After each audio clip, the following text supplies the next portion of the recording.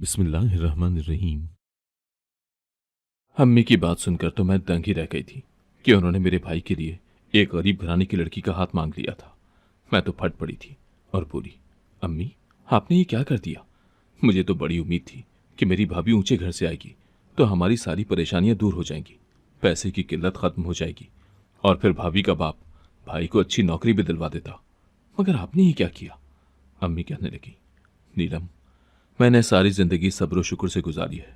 न जाने तुम ऐसी क्यों हो, तुम्हें तो पैसे के अलावा कुछ सुझाव ही नहीं देता। मैंने गरीब घर की लड़की का रिश्ता इसलिए मांगा है ताकि अल्लाह तुम्हारे नसीब भी खोल दे। मैं किसी की बेटी के साथ भलाई करूंगी तो अल्लाह मेरी औलाद के साथ रहमत का मामला करेगा। मैंने गुस्से से अम्मी की जानिब देखा और बोली, आप ये क्या कह रही हैं? मुझे पैसे के अलावा कुछ दिखाई नहीं देता? आपको क्या लगता है ये सब गलत है? नहीं अम्मी, मैं जो भी कर रही हूँ बिल्कुल ठीक कर रही हूँ। मैं 28 बरस की हो चुकी हूँ और पिछले 8 वर्षों से मेरे लिए 42 रिश्ते आ चुके हैं। सबने हमारे घर की चाय पी, समोसे खाए और जवाब क्या दिया? हमें तो लड़की ऊंचे घराने की चाहिए। अम्मी, अगर मेरा बाप बचपन में ही मर गया था तो इसमें मेरा क्या कसूर था? भाई तो मुझसे सिर्फ 1 साल बड़ा है, वो क्या कर लेता मेरे लिए? अब जब वो मुलाजमत की तलाश में निकलता है तो 20,000 से ज्यादा की मुलाजमत नहीं मिलती।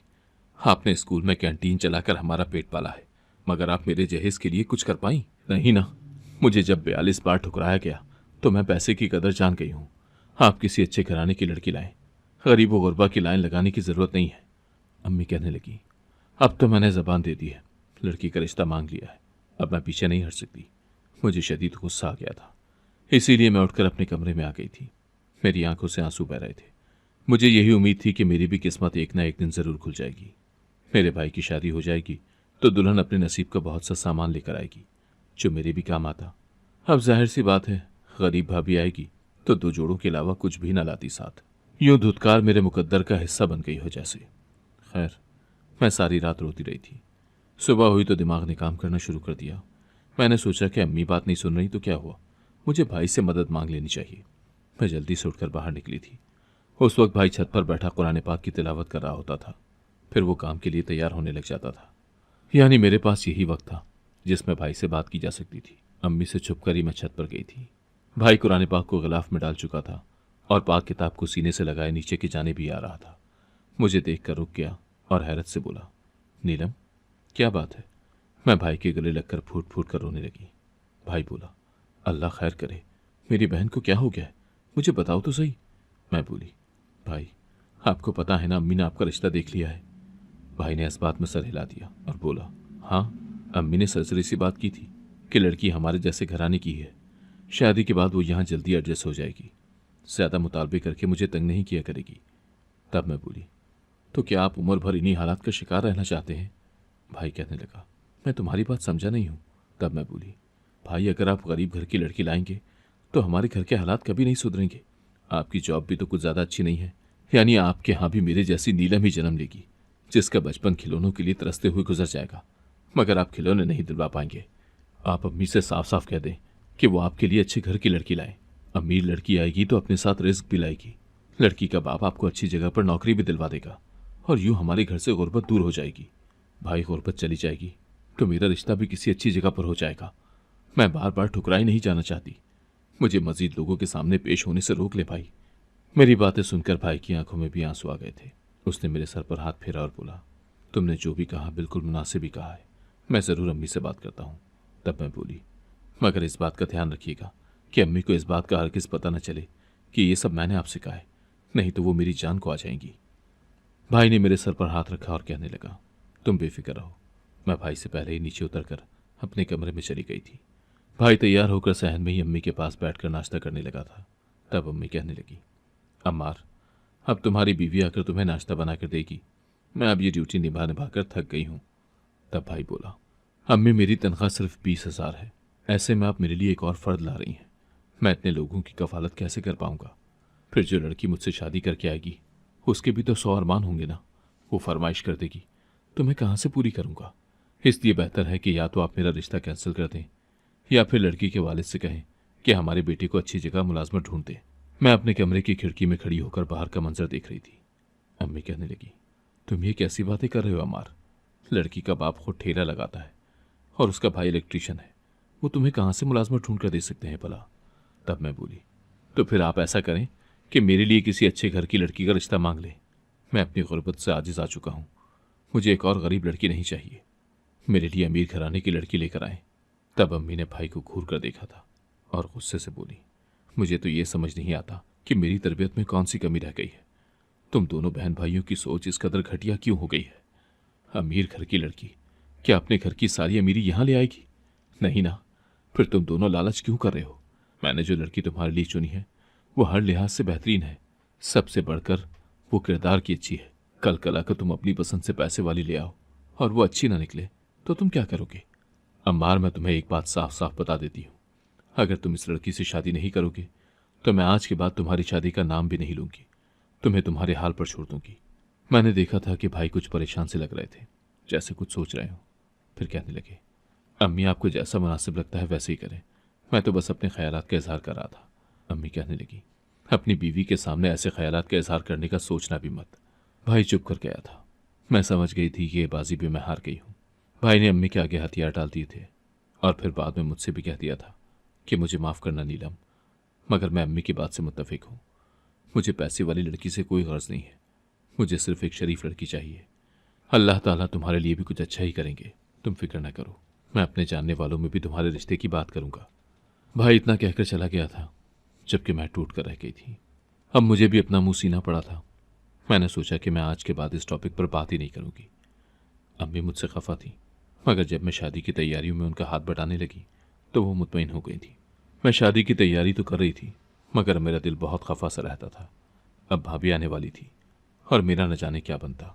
मैंने अपनी तहफ़्फ़ुज़ात का इजहार अपनी दोस्त से किया तो वो कहने लगी, नीलम, मेरी बड़ी ख्वाहिश थी कि तुम्हारे भाई से पहले तुम्हारी शादी हो जाती, क्योंकि जो भाभियाँ होती हैं ना वो बड़ी ख़तरनाक होती हैं। उनसे अपनी कंवारी नंदे बिल्कुल भी बर्दाश्त नहीं होती।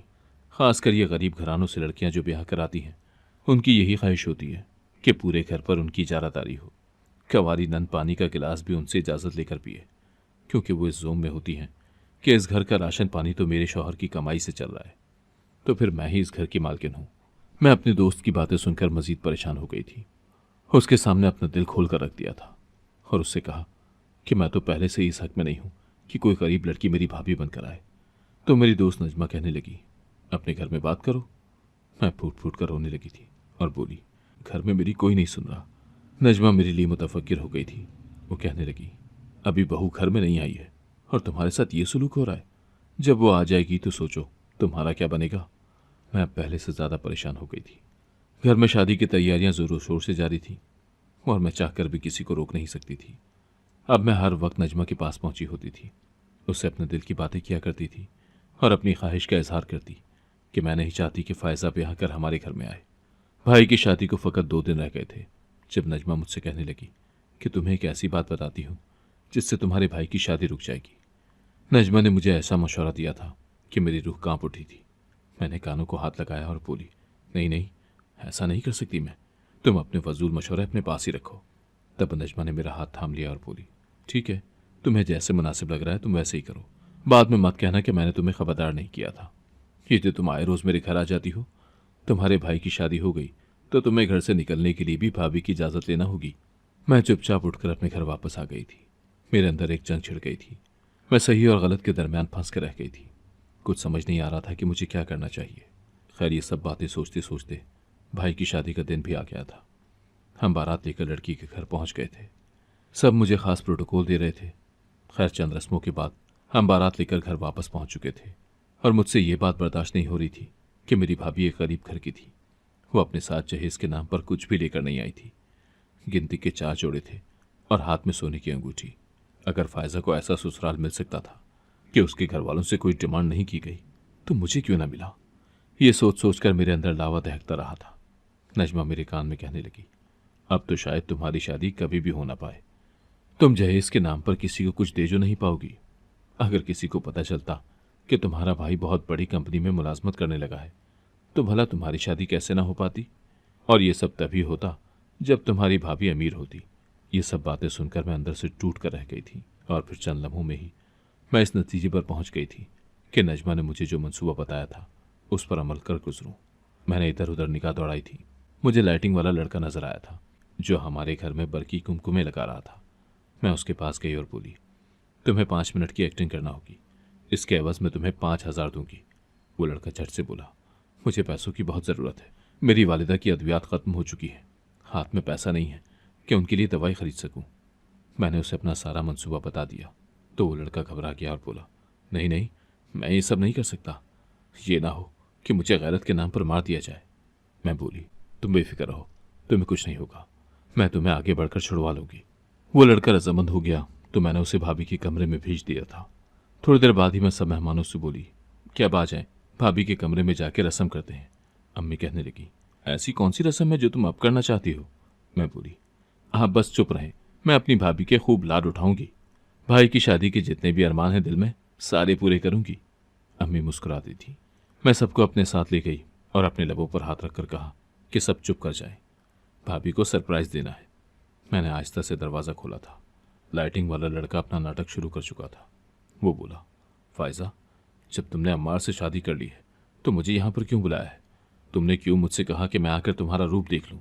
शादी के वादे तो तुमने मुझसे किए थे और दुल्हन तुम किसी और की बनकर बैठ गई हो। सब दंग थे। भाभी कहने लगी, तुम कौन हो, बकवास न करो। वो लड़का कहने लगा, तुमने मुझसे कहा है कि तुम हर रात अपने शौहर को नींद की दवा देकर सुला दिया करोगी और मुझे बुला लिया करोगी, लेकिन मैं ऐसा नहीं करूंगा। इस तरह तो मेरी जान को खतरा है। हम सब लोग कमरे का मंजर देख सकते थे मगर भाभी हमें नहीं देख सकती थी। उसे इल्म नहीं था कि ये नज़ारा हम सब देख चुके हैं, जभी तो वो चुपचाप बैठी थी कि उसकी इज्जत खराब ना हो जाए। जाहिर सी बात है, वो शोर मचाती तो सब उसी को शक की नज़रों से देखते। भाभी ने उस लड़के के आगे हाथ जोड़ दिए थे। मुझे इल्म हो गया था कि अब वो उसके सामने यही कहेंगी कि मैं तो तुम्हें जानती भी नहीं हूँ, तुम जाओ यहाँ से, मगर मैं ऐसा नहीं होने देना चाहती थी। इस तरह तो भाभी सबकी नज़रों में पाक दामन बन जाती, इसलिए मैंने एक झटके से दरवाज़ा खोल दिया था। भाभी जल्दी से उठकर खड़ी हुई और बोली, नीलम देखो ये कौन है। मैं बोली, मैं क्या देखूं, सब ने देख लिया है। आपको शर्म आनी चाहिए कि किस तरह शादी की पहली ही रात अपने आशिक को अपने घर पर बुलाया हुआ है। भाभी रोने लगी और बोली, मैं इस लड़के को नहीं जानती। भाई लड़के की जानिब बढ़ा और उसे पकड़कर मारने लगा और बोला, तुम कौन हो। मैं आगे बढ़ी और बोली, इसे छोड़ दे, जब आपकी बीवी ने ही बेवफाई की है तो इस गैर लड़के का क्या कसूर है भला। वो लड़का तो फौरन से बाहर भाग गया था और अब भाभी एक एक शख्स के सामने हाथ जोड़कर अपनी पाकदामनी का यकीन दिलाने की कोशिश कर रही थी। वो कभी भाई के सामने जाती तो कभी अम्मी के आगे हाथ जोड़ देती, मगर उस वक्त उसका एतबार किसी ने भी नहीं किया था। भाई ने सबके सामने ही भाभी को तलाक दे दी थी और उससे कहा था कि तुम इसी वक्त मेरे घर से निकल जाओ, ऐसा ना हो कि मैं गुस्से में कुछ गलत कर बैठूं। भाई तलाक देकर घर से बाहर चला गया था। अम्मी भी कमरे से बाहर निकल गई थी, जबकि मेहमान अभी तक भाभी के कमरे में खड़े होकर तमाशा देख रहे थे। मैंने उन सब से दरख्वास्त की कि आप यहाँ से चले जाएं।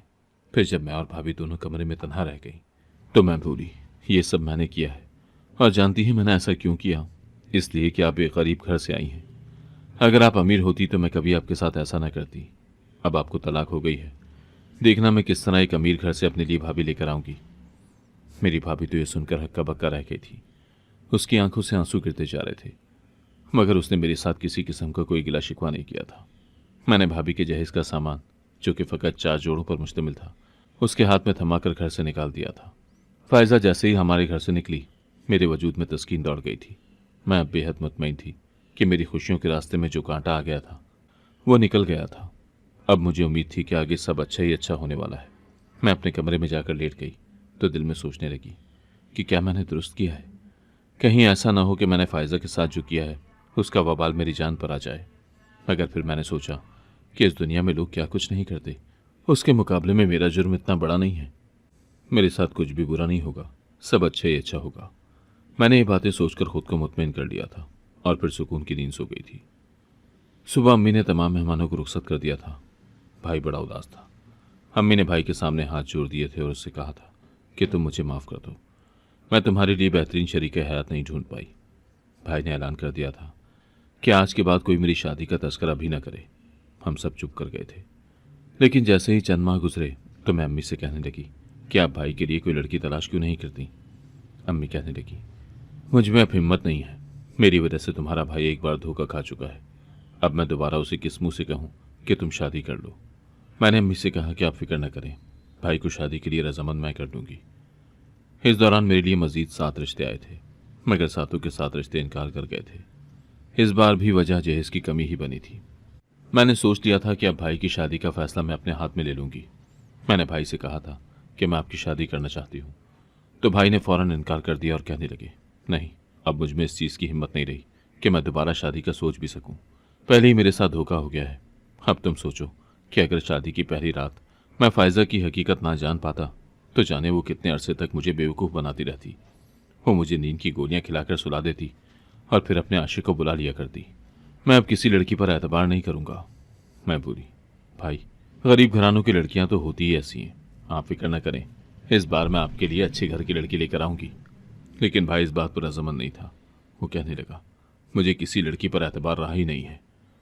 मगर फिर भी मैंने उन्हें कहा था कि आप मुझ पर भरोसा करें, मैं आपके लिए पाक दामन लड़की ही ढूंढूंगी। मैंने रिश्ते कराने वाली औरत से कह दिया था कि आप मेरे भाई के लिए किसी बहुत ही ऊंचे घराने की लड़की का रिश्ता दिखाइएगा, हम इसके बदले आपको अच्छी खासी रकम देंगे। मुझे मालूम है कि आजकल लड़कियों की शादी बड़ी मुश्किल से होती है। अमीर लड़कियों के वालिदैन भी बच्चियों की शादी के लिए मुतफक्किर रहते हैं। ऐसे में भाई के लिए रिश्ता मिलना कोई मुश्किल बात नहीं थी।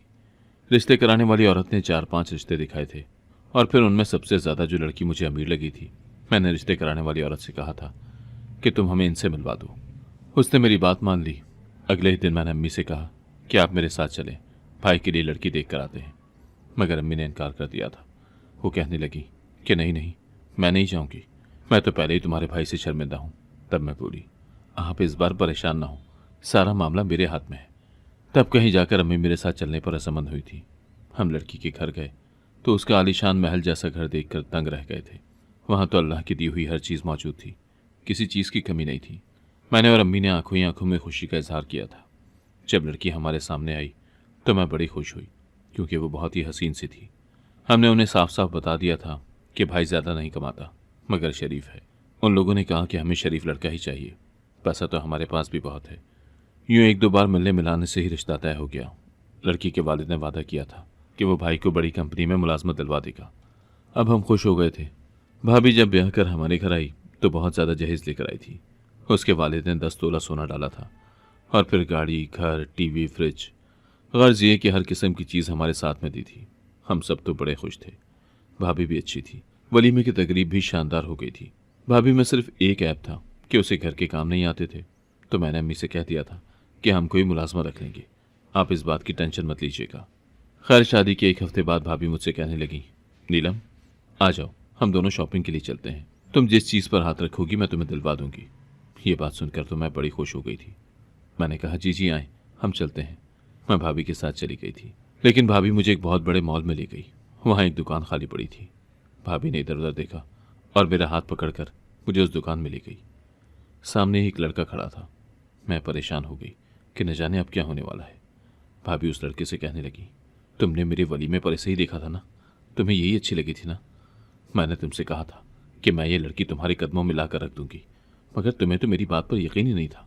देखो, अब मैं ये तोहफा तुम्हारे लिए ले आई हूँ, अब तुम इसको अपने पास जैसे मर्जी रखो, मुझे कोई एतराज़ नहीं है। इतना कहकर भाभी आगे जाने लगी तो मैं भी भाभी के पीछे ही भागी थी। मगर भाभी ने मेरे मुंह पर जोर से थप्पड़ दे मारा और कहने लगी, जाओ यहाँ से, मुझे तुम किसी सूरत भी कबूल नहीं हो। तुम देखना कि मैं चंद ही दिनों में तुम्हारी माँ का भी कोई इंतज़ाम कर दूंगी और फिर मैं अपने शौहर के साथ तन्हा जिंदगी गुजारूंगी। मैं नहीं गरीब लड़कियों की तरह बड़े बड़े ख़ानदानों में गुजारे करने वाली। मुझे तो सिर्फ अपने शौहर से मतलब है। मगर मेरा शौहर ना तो तुम्हें छोड़ने पर राजी था और ना ही अपनी माँ को।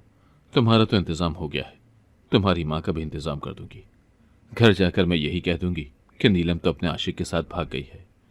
ये बात सुनकर मैं तड़प गई और बोली, भाभी, अगर आप ऐसा करेंगी तो भाई खड़े खड़े ही आपको तलाक दे देंगे, क्योंकि वो आपकी किसी बात पर यकीन नहीं करेंगे। उन्हें अपनी बहन के किरदार पर पूरा एतमाद है।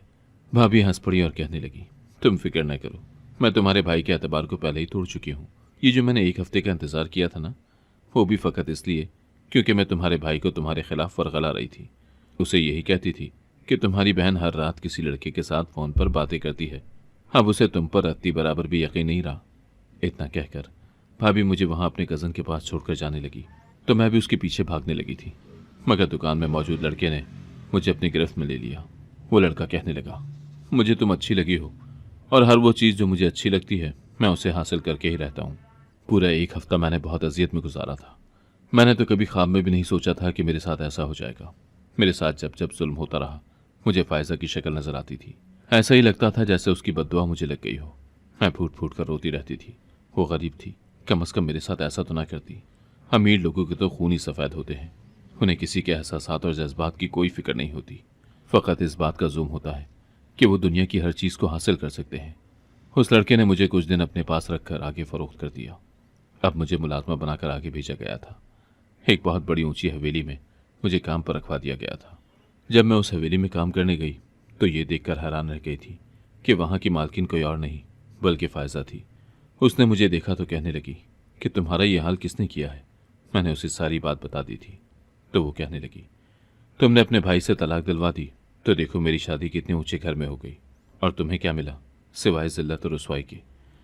अगर तुम मेरे साथ ऐसा ना करती और खुदा पर यकीन रखती तो तुम्हारे साथ कभी ऐसा ना होता। मैं मजबूर हूँ। मैं तुम्हारे हाथों एक बार धोखा खा चुकी हूँ, अब दोबारा धोखा नहीं खाना चाहती, इसलिए मैं तुम्हें अपने घर पे मुलाजमत पर नहीं रख सकती। फायजा ने मुझे अपने घर से निकाल दिया था। भाभी के कज़न ने मुझे जिस औरत के हाथ फरोख्त किया था अब उसने मुझे एक कोठे पर बेच दिया है और यहाँ मेरी ज़िंदगी जहन्नुम की तरह गुजर रही है। काश मैंने किसी पाकदामन औरत पर बदकिरदारी का इल्ज़ाम न लगाया होता तो शायद मेरे साथ कभी ऐसा ना होता। मैं बहुत गमगीन रहती हूँ। अम्मी की भी फिक्र होती है कि न जाने डायन भाभी ने उनके साथ क्या किया हो। मैं उठते बैठते अल्लाह से अपने गुनाह की माफ़ी मांगती रहती हूँ। क्या मुझे माफ़ी मिल जाएगी? अगर आपको आज की कहानी पसंद आई है तो वीडियो को जरूर लाइक कीजिएगा और अपने दोस्तों के साथ भी शेयर कीजिएगा। और हाँ, अगर आपने अभी तक हमारा चैनल सब्सक्राइब नहीं किया तो जरूर सब्सक्राइब करें। मिलते हैं कल एक नई और दिलचस्प कहानी के साथ। अल्लाह हाफिज।